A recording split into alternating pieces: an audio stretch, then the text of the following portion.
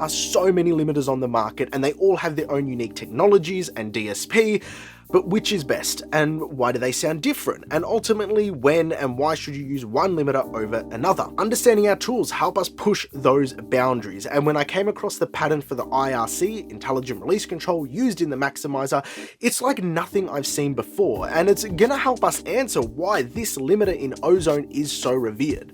So let's think of your typical limiter. You're setting it up. You set the release time too fast and it's going to introduce audible distortions. You set it too slow and it's going to start to pump against the music. The release is what makes the difference. And there's a history of dynamics processes with auto release. The ARC in Waves limiters vary the release time through calculating the difference between constantly traced peak and RMS values of a signal. Then you go back further, auto release modes on hardware gear operate through a series of time constant circuits connected together, and each of them will have different discharge values, where the top capacitor is arranged to have a very fast release time and the subsequent capacitors slower and slower. And what that does, it allows the release time to vary based on a signal strength.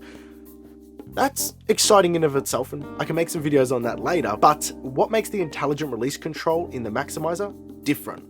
Well, it relies on psychoacoustic modeling to dictate how the release values of the limiter are manipulated.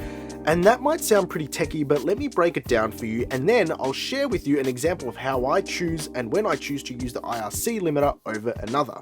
Before we get stuck into it, don't forget to smash that like button, subscribe, and let's get to the juicy bits. Here I've got the pattern which I've linked down below, and it's figure 2 we're going to look at to start with.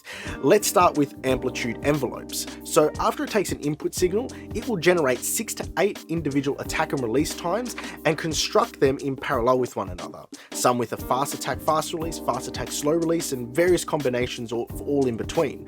Then that process signal is normalized and subtracted from the original input signal. What that does is it provides a delta signal with the resulting artifacts for each of those envelopes.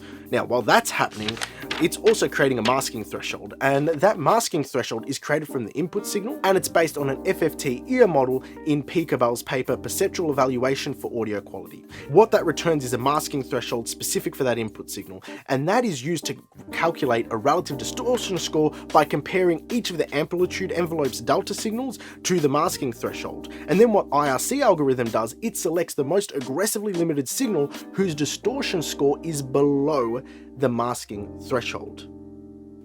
That's a lot to take in, but on top of that, it's also doing it continuously to the incoming signal. So it's not set and forget, it's constantly recalculating and assessing what setting is best for that audio to avoid distortion. Now, that's how the IRC algorithm works, and it's a lot to process, but in the field, how do I use the IRC Maximizer, and when do I opt to use FabFilter Pro L2? I'll tend to use IRC Maximizer on material which contains a lot of variation from one section to the next between these various sound qualities.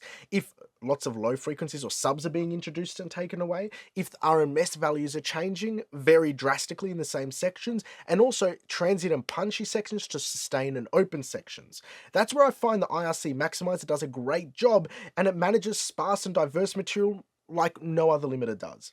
In this example, I have a track which embodies all of these sound qualities, and what I want you to listen for is how the Maximizer manages it in such a transparent way in opposition to FabFilter Pro L2. What I've had to do is to match these up, I've had to manipulate the attack time to be relatively fast but still open enough that it is equally aggressive as the IRC one, so giving me the same amount of loudness, and I've actually had to drive the compression on the FabFilter Pro L2 a little bit more, an extra half a dB, in order to match its overall loudness. What I want you to do is, I'm going to loop these sections, it's going to be 2 bars of lots of sub and then 2 bars of lots of open tone, and you're going to hear how the Pro L2 ends up distorting those subs when they come in because it can't manage to manipulate its release time dynamically with the material.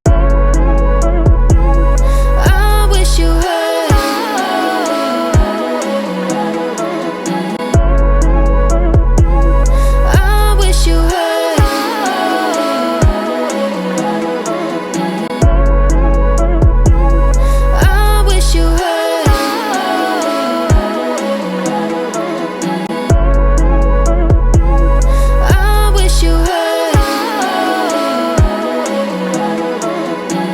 Now you can definitely hear as soon as that sub bass comes in, the FabFilter Pro L2 just starts breaking up. You can hear these little crackles, and that's because it can't adjust its release time for the material appropriately, whereas the IRC Maximizer does it beautifully. That said, there are still instances where I'm going to use FabFilter Pro L2 over the Maximizer. You see, FabFilter Pro L2 has a unique clipping feature for some of its modes when setting the attack time. And I go into full detail on this video here, because it's a great tool for crafting slapping pop or EDM tracks which are consistently high energy and have a lot of repetition in the choruses and verses. With that said, I hope you've enjoyed the video, and if you've enjoyed this, I know you'll enjoy the FabFilter Pro L2 one as well.